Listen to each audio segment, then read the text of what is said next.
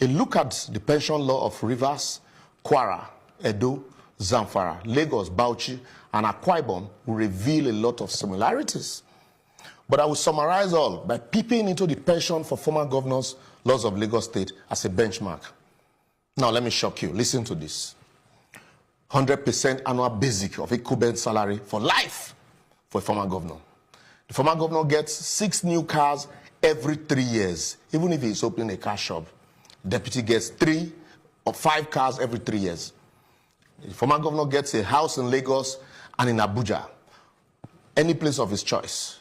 Why the deputy gets a house in Lagos only? Free medical care for the governor, his deputy, and their families for life.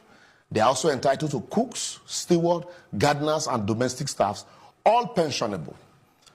Worst of all, 300% of annual basic salaries every 2 years as furniture allowance for the governor and his deputy. Also, 100% of annual basic salaries as house maintenance allowance. The house you build, you still maintain it for them. 2 DSS officials, 1 female officer, of course, for Madam, and 8 policemen. No wonder there are none left to guard the rest of us.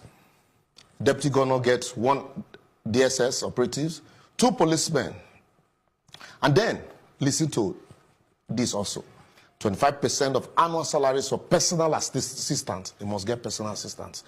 30% of annual basic salaries as car maintenance. So those 6 cars, you still maintain them for them, in spite of what they had taken while in office. 20% of annual basic salary also as utility allowance, no name.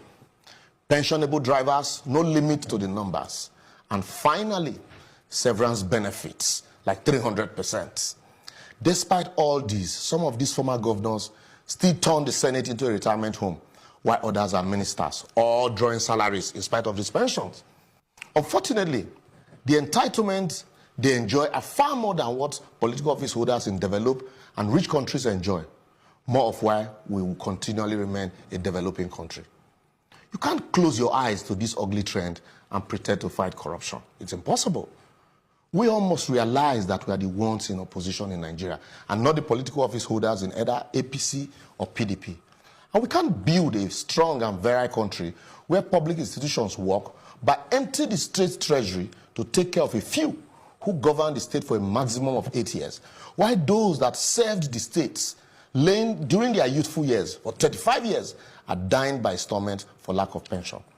My advocacy today would be, if we remove the houses in Lagos and Abuja, the 300 and 100% of annual basic for furniture allowances and house maintenance allowance, cut down the number of cars to